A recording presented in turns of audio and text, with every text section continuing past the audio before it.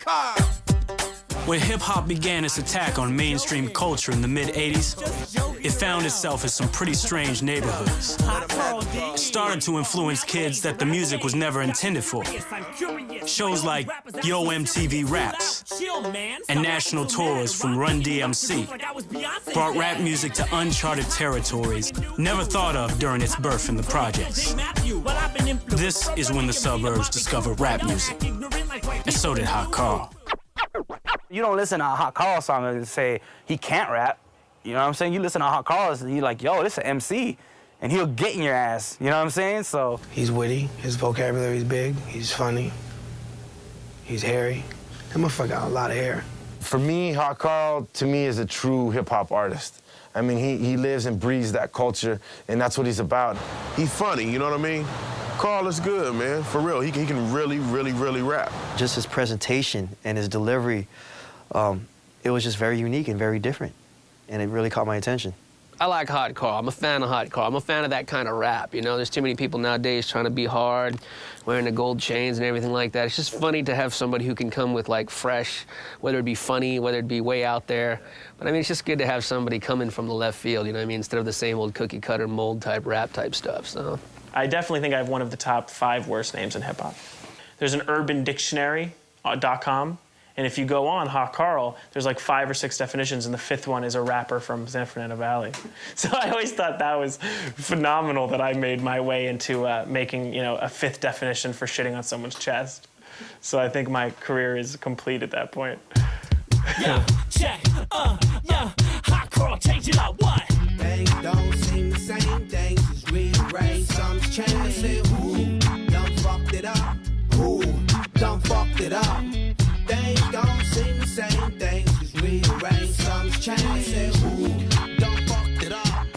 Hot Karl gonna switch it back up. Something's changed, let's go toe for toe, cause nobody's watching you like Queen Latifah's talk show. And as far as being just another rapper, that's over. I'm the Jewish Jay-Z, the Hebrew Hova, a college graduate, yo, I'm not here to fight. I don't get it, a white rapper who acts white? But when I grab the mic with the style that I bring, nerdy white kids line up like it was Lord of the Rings. It's changed. I heard him on the radio. I mean, they had these little contests on the radio, you know, people call in and rap over different beats. I'm driving home, and they were like, we're doing the roll call in 20 minutes. he used to call the roll call, and he used to just kill everybody. And he won for like 30 days or 45 days, something like sick. So I call, and I wanted to do the name Jensen as my, because that was my real name. And I was like, I'll just do, but then I figured if I fuck up, I gotta make up a name, and that's when Hot Karl really came together. And Karl was murdering them, you know what I mean? He was doing this thing. And he caught my ear because he was comical at the same time. I was like, Hot Karl jumps over competition like hurdles, I keep it underground like Teenage Mutant Ninja Turtles or something really weird or whatever, and they went crazy. Basically, after he'd won those 45 days or whatever it was, like, I mean, labels were calling like, yo, who is this cat? And he's white? Like, you what? Like, you know what I'm saying? Their eyes is lit up. This wasn't about a profession. I didn't want to turn into a rapper. This was about having fun and really, not even close, maybe having a couple shows, but no way about signing a record deal. No way. I've been influenced from running your seat upon the crew. Y'all back in the ring like people in Fufu. Playing the ring, the behind the bling bling. I love the fucking hip hop. That's just not what I bring. The Baker Boys were they were one of the first ones that really they kind of helped, you know what I mean? They put Karl on the radio like every day. And when you have that kind of exposure and you're a dope MC, of course labels are gonna call, you know what I'm saying? You know, and then Mac 10 had approached me. At the time, I was like, hey, he hot, let me get him. Even if I gotta tie him up while this merger going through, you know, let me just get him and lock him down. He's like, you can do this as a profession. And I was like, yeah, right. You know, and he honestly said, I don't even know if he'll remember this story, but I'll bring you $50,000 tonight. I mean, I could bring you that cash and sign you. You know, and then that's when I was like, oh. I think I had like 50,000 cash on me at the time. And I was just gonna give it to him. You know what I mean? That wasn't gonna be all, but that's what I had on me right then. Cause I get out like that. You know what I mean? I'm like eating ramen in a dorm room. The fact that he didn't take it was real impressive. You know what I mean? Cause if you're a college student and somebody got like 50,000 cash in the car, not a check, it was cash. And rather than sign so quickly and instead of signing a record contract with Mac 10, Hot Karl decided to use his momentum from the roll call and create a demo. You know, a lot of people were trying to give me gimmicks, and someone threw out like, yo, you should do a Latin song. And I was like, dude, I'm Jewish. You know what I mean? Like, I'm not even Latin. And then that kind of turned into, yo, I should do a song where I'm pretending I'm Latin. And it became Caliente Carlito, and I wrote the hook, and I knew when I wrote it, I was like, oh, this is actually pretty funny. And it was timely, and then, you know, by the time I signed a record deal or whatever, timeliness was kind of gone, since Ricky Martin was like, you know, washing cars and stuff. You know, it wasn't like he was a hot artist anymore, so. Caliente Carlito became the hit on Karl's 6-song demo and created quite the buzz among record labels. But it was big on Napster, which I guess is, you know, they're never gonna send me a platinum plaque for downloads.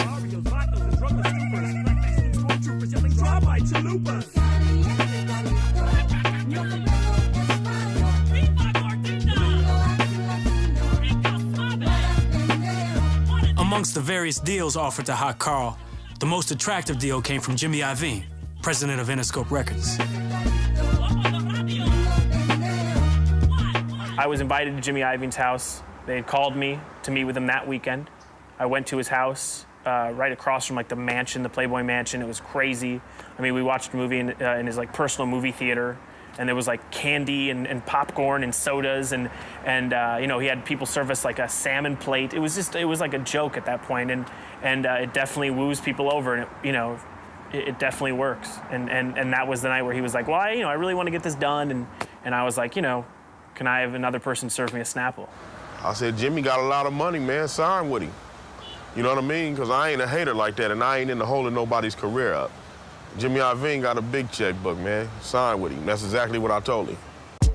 Karl, what's up, man? How you doing? MC Search accepted Karl's invitation to work with him on his first track at Interscope Records. I can't hear him. Where's he at? Hey, Search, I brought in some new material. I know, I got you. Okay, all right. Where's he in St. Paul? Well, my favorite back when you rhyme. Well, that was a long time ago when the rhymes were more slow. K-Day was on radio and rappers didn't make dough. But yo, creatively, I really wanted to discuss. Listen, I've been thinking of a formula ever since you signed with us. Oh, a formula. I guess Search is DOC. Wait a minute. Don't you get snappy with me. Now sit down. We gotta make a plan. Break it down how to make you sound. First we'll tap into that college underground. Put out 2 white labels. Then 2 CD singles. What? Combine third bass choruses into 2-line jingles. Put you on alternative sold out tour. Pop your collar. Triple platinum, maybe 4. Wait, hold on, Search. I'm not dissing, but are you listening? I'm hip-hop and I thought you were too. Your point I'm missing. What? Are you taking my vision to abuse it? No. I've seen this shit before on Suge Knights behind the music. Whoa. I remember the Cactus album. You were a trendsetter. Now you've sold out, you're like 2000's Jerry Heller. Jerry Heller, let me tell you something, that kid got cash. Sorry y'all passed, even I know Cube got stuck in the ass. Yep, He just did this song with Search that kind of explained the record industry, you know what I mean? Them looking at him being white and everything, so kind of eerie. I mean, the stuff with Search is probably one of the most ingenious songs I've ever heard in my life. I mean, just him going back and forth and that whole struggle to get on and how record labels try and mold you into this and make you sound this way when he really wants to be that way. And I thought that was probably one of the smartest songs I've ever heard. And not to mention just the track itself was just so dope. Interscope quickly gave Hot Karl everything he wanted to create his record, including guest appearances by Redman, Fabulous, DJ Quick, Maya, Sugar Ray, DJ Clue, and his childhood idol, MC Search.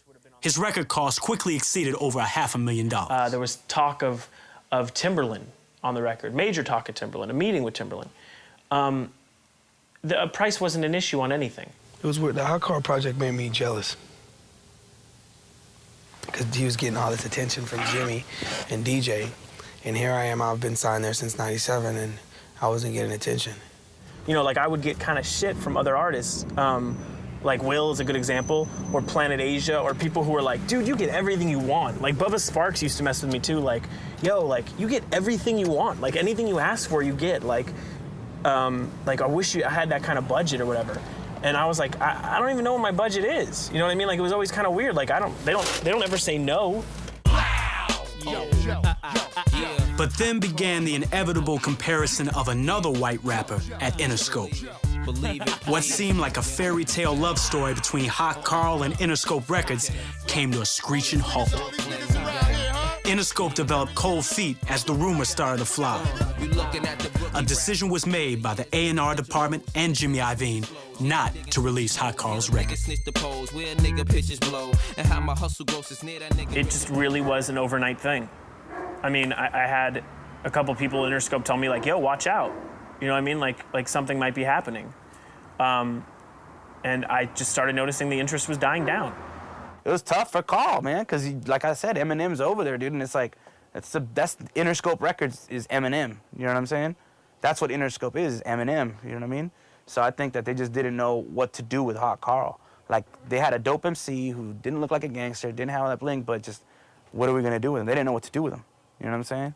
And I think they fucked up, you know what I mean? So after I got to know him, hung out with him, heard more of his stuff, and got to know Hot Karl, it wasn't a comparison anymore. I could distinguish it. You know, Eminem's Eminem and Hot Karl's Hot Karl. But that's for anything, you know, when you first hear something, you're always gonna have to compare it to understand it, you know? Because my rumor that goes around from other people is that I was dropped or I was asked, you know, we can't put out the record or whatever because of, competition within the label. Unfortunately, you know, M kind of make it bad for you like right now.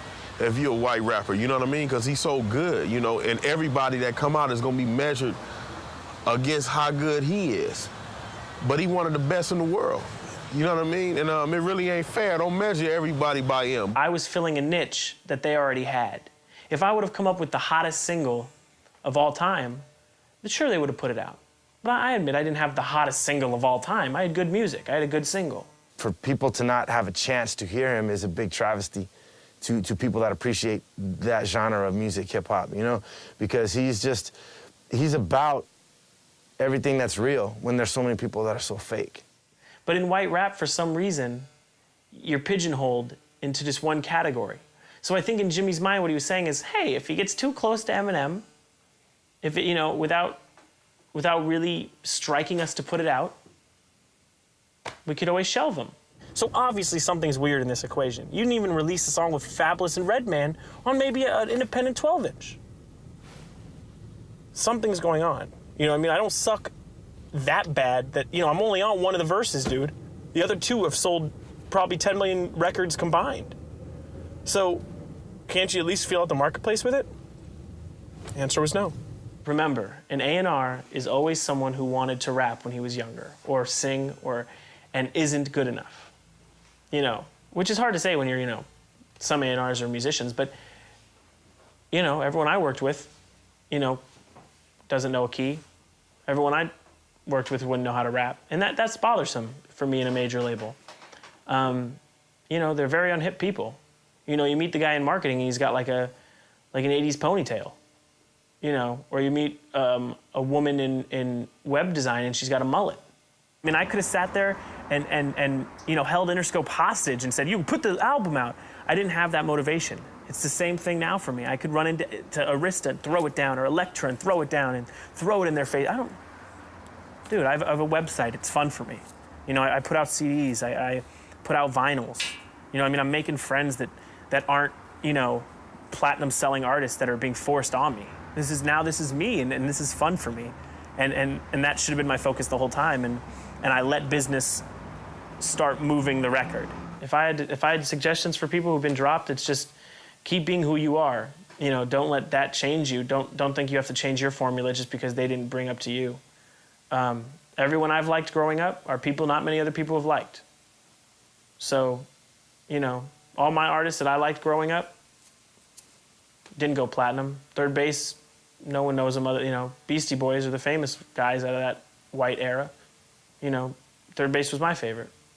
So I kind of like to think of it as I come from a long line of, you know, unheard rappers. So it's a little weird. And now the fine dining of an unsigned artist. Hi, can I have a 10-piece meal? What kind of drink? A Sprite with barbecued sweet and sour sauce and a major label deal. Anything else? That's it. So I pretend $5.43. Okay. Baby, brother. Woo!